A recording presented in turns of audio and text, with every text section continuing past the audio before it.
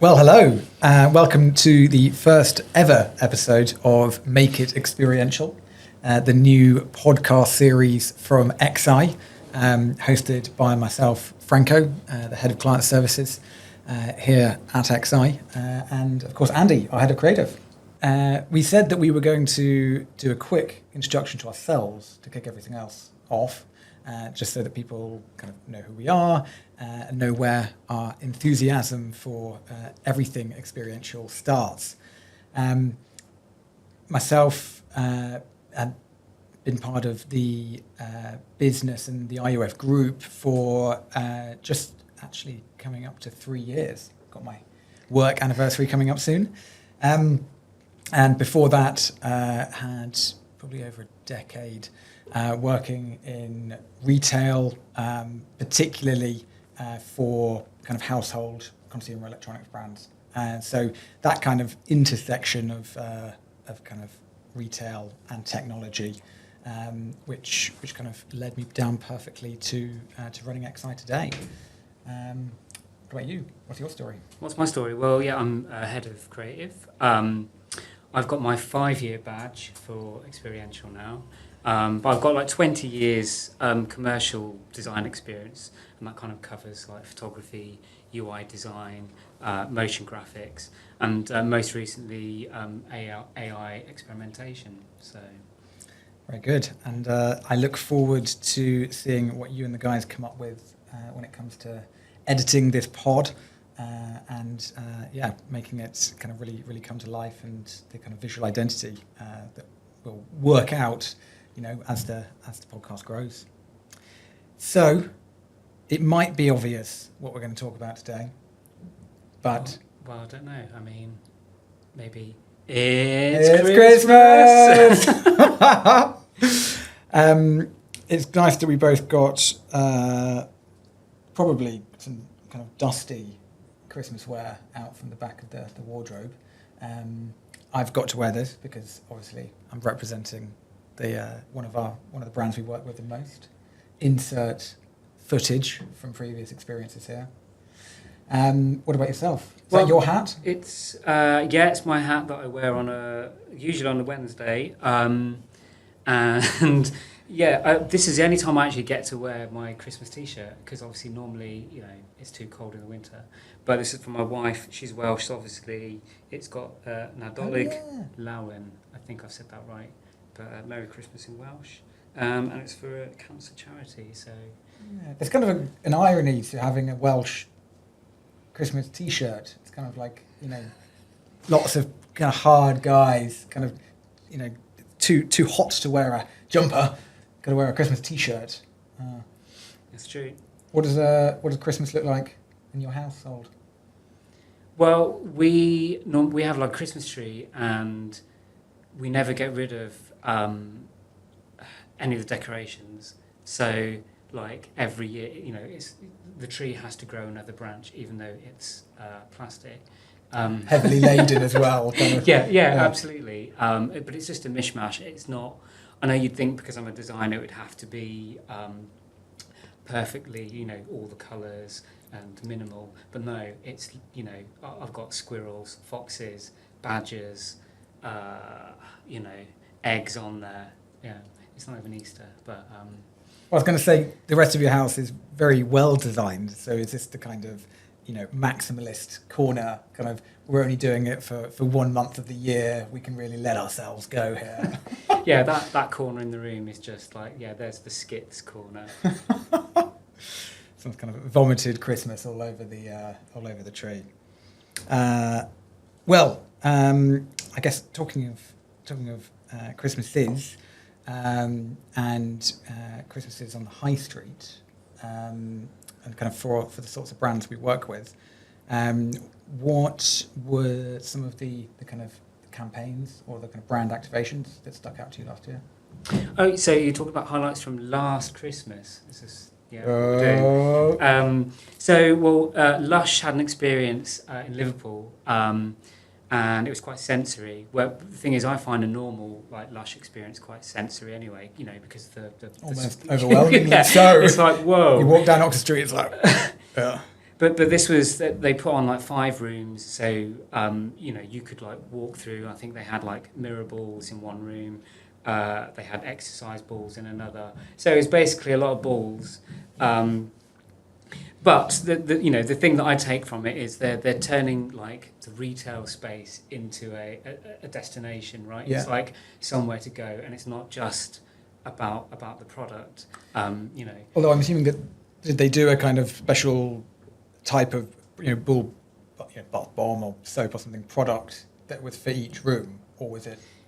Yeah, they'd have so they had mirror balls in one room, but then the room was all cladded out with tiles, and then they'd have like a fake sort of like bath thing. So then you could have the fizzy bath bombs there, so you could see the product, but then you could like walk around the space and take it in, rather than normally if you're walking through Lush, you're like trying not to knock things over with your bag.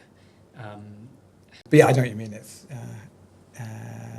That's what's good about Lush, that it is overwhelming, and it's like going. You almost feel clean for having been in there. Yeah, and maybe that's actually one of their brand points, because I think their website was always the same as well. Way back when, they always had like, why would you have videos of, their product, like things dissolving? But they did. You went on the page and there it was. It was like this like little mini movie of the products in action. So it's a really good point, because there's, it's such a sensory experience and product, but there is no possible way to experience that at home. But they've done what they can to kind of make it tactile, that kind of slow, kind of fizzing. Yeah, I saw. This is actually a reference from COVID, when everyone was locked down. But in that kind of ASMR style, kind of digital tactile touch point, KFC had a dedicated ASMR page where it was kind of like, is it the wind through bamboo, or is it the sound of our chicken frying? And so you had these kind of juxtapositions of, we're all at home, everyone be calm, but we're also watching some chicken frying on. yeah. So well done, Lush. Well, one of my favourites from last year was in the Lego stores, Leicester Square, and then I'm not sure where the main Lego store is in Manhattan, but it was that one. And they had a kind of, you could have a snowball fight with someone across the Atlantic, which was really cool. It was definitely a kind of mega PR push. And I forget who the kind of 2 influencers were, kind of celebrities they had kind of kicking it off.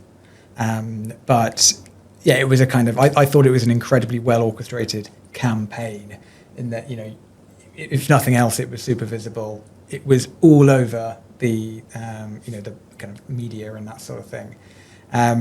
But did you look into this at all? Yeah, so we had that idea of a virtual snowball fight, but that was like literally in the same area, whereas this is taken to the next level and like connecting people across the pond in different countries. And it's clever because like Lego then, again, it's part of their brand. It's current, so using technology, and it's fun, and it's for all ages. So it kind of hits all the tick points for them. Yeah. No, they are good at kind of continually pushing with tech, but I think it's the kind of that brand identity of fun, and it's super aligned to trying something out. I was in one of the sports stores on Oxford Street. On the top floor, they have a space where they kind of try different things. And I remember I did a Lego like football experience, and it didn't work particularly well, but it was the concept that it was there and people could try it, and you could see what the point was. That I think for a brand that prides itself on fun, giving it a go, even like if people can understand the concept, then the activation has been successful. I don't know how live, in inverted commas, the snowball fight was, but it was the notion that you could be doing it, which I think was actually one of the coolest parts. yeah, one of the things I saw last year was John Lewis. I mean, John Lewis is Christmas now, right? Because of the They used to be the kings, and I think they're being challenged now. You know, what does Christmas look like in the 2020s? It's not quite as kind of, you know, plump, happy British animals as it was in the 2010s. yeah. But they did like a take. You know, their angle was like off an original concept, which is like Santa's Grotto, but they kind of merged that with an escape room idea. So, you know, the kids kind of had to go almost like help the elves with unlocking the room to be able to then go and visit Santa. So it just kind of like adds that extra level. So, you know, Iceland down the road, you know, they'd be doing the thing where you can just queue up and get a packet of wrapped up fish fingers, right, from Santa. And In sustainable packaging. Yes. Like Iceland. And but yeah, John Lewis said just take it up a notch. And it's a good place to leave the kids as well. If they're going to get locked in a room, they're going to give them some puzzles to get out. I think that's probably why it was so successful. No, maybe there's a moral, like you have to work for Christmas. You shouldn't be like, it's not a silver plate. Is that the saying, Caitlin? Is it a silver plate? No, handed on a silver platter. Silver platter. Where's the silver plate come from? There's kind of a very kind of in the last couple of years at least, I for one haven't done a lot of Christmas shopping, but it was always completely mentally jam packed, and you know, I remember even on a Saturday kind of not being able to walk down the sides of the roads because it was so heaving. And I guess the idea of kind of late night shopping, does it still exist? And you know, we're always being challenged to give consumers something more in those kind of retail environments. And where does that have any space for a time of year where it's, you know, very, very kind of revenue driven, and you know, they want to get people in and out really as quickly as possible. So what we're saying, have we got a question with this then? I think it's time to make it experiential. Excellent. So, what have you got? What have I got? What I just think gamify it. Like we were saying about normally late night shopping, they have like 3 for 2 offers on, right? Well, why do that? Why not do it so?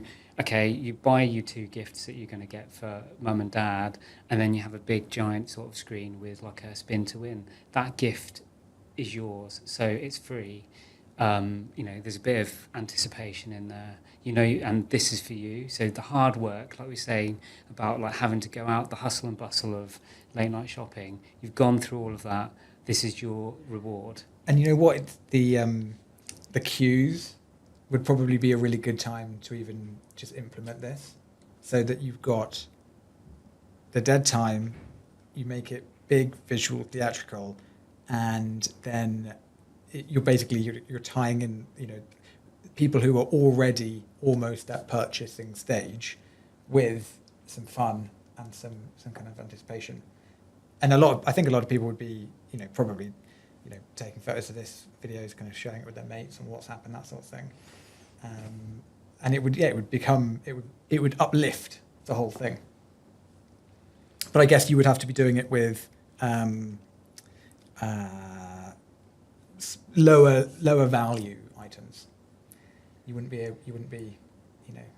Maybe 1 in 50 could be like the golden, you know. Yes. The silver plate that you could win. And that's right?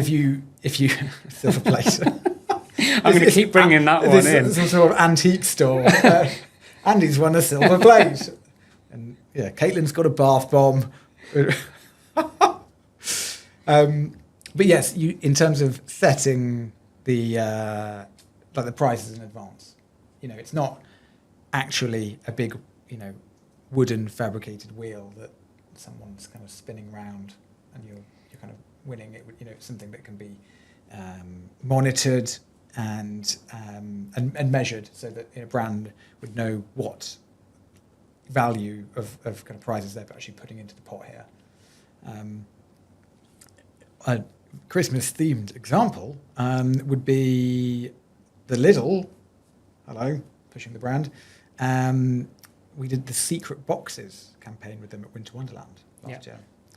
And what was really good about this was that we had hundreds of prizes that were planned, in advance per day, so that it's completely random. You don't know who's going to win it, but that we know that every day there can be one mega prize, there can be a handful of tier 2 prizes, right the way down to pigs in blankets in boxes, and there was kind of infinite numbers of those, which I quite like the sound of, at the ice rink eating pigs in blankets.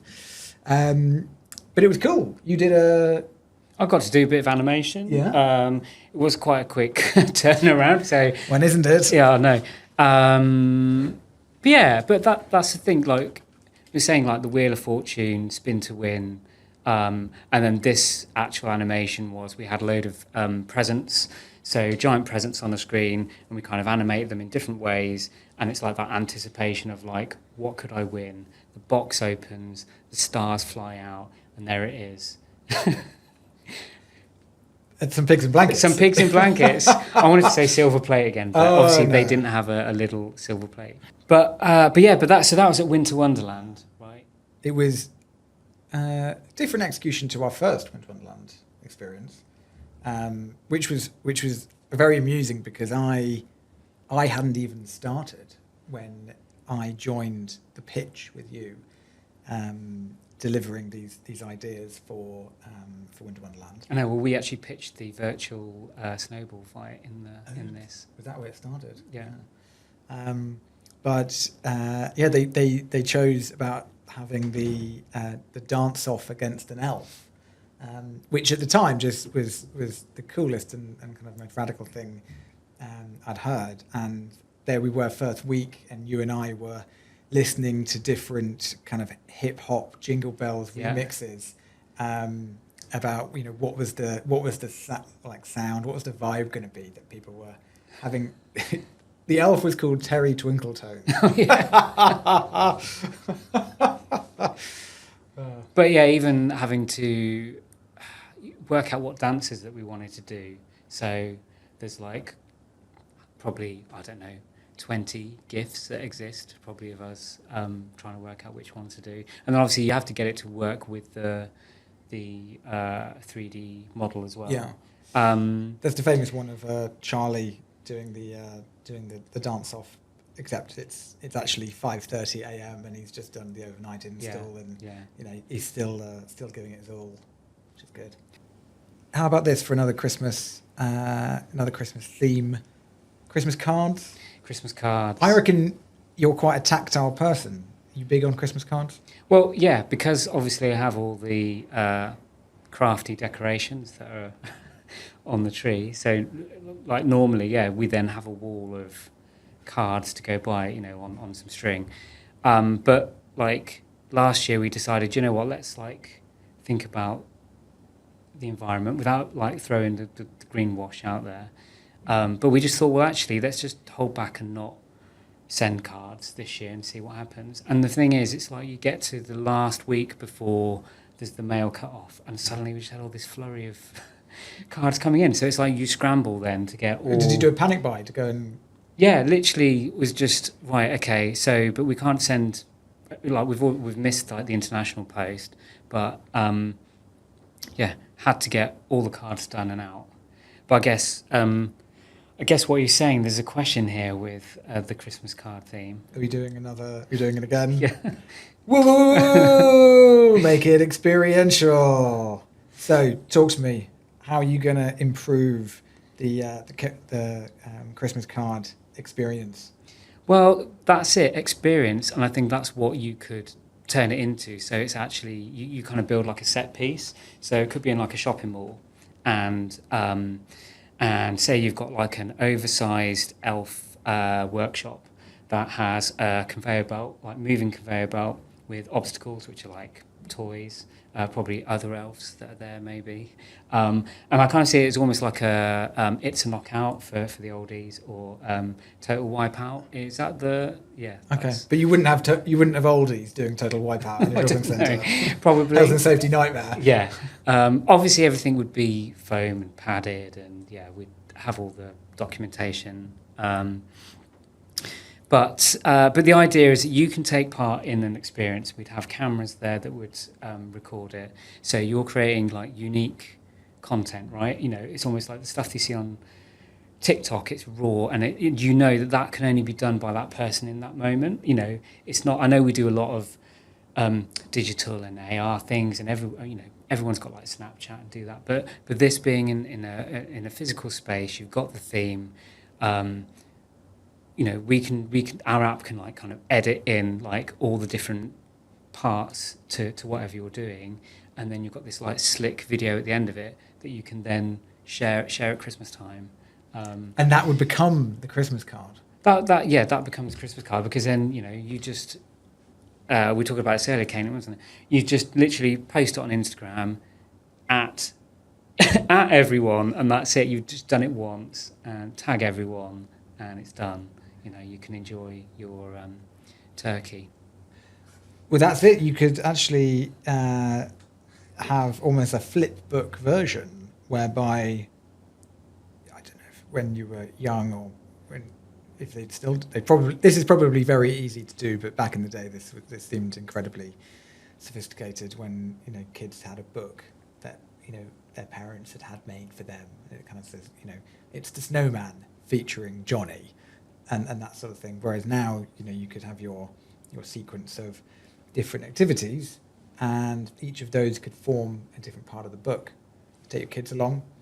Maybe it's a series of green screen rooms, and you've kind of got Johnny chucked up in bed. Scene 1, scene 2, Johnny meets the snowman, and you wouldn't even need to move rooms. It could just be 5 photos that are taken that then produces this kind of personalised card. It's not very sustainable, but it's a nice piece of personalised merch. Print it out in a book, send it to your granny, that sort of thing. That would hopefully mean a lot.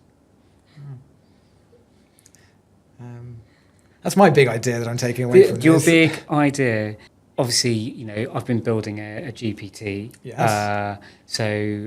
Like feeding it like our products and our apps that we kind of build. And I thought it'd be fun just to give it like a really simple prompt, as in like, imagine Christmas, but how would you use our product base or our apps? And just to see like what it would come out with. And thing is with AI, I kind of see it as a really good like starting point. I never see it as a thing where you're just putting in an input and then your output and it's finished. It's almost like, well, where can we kick things off with?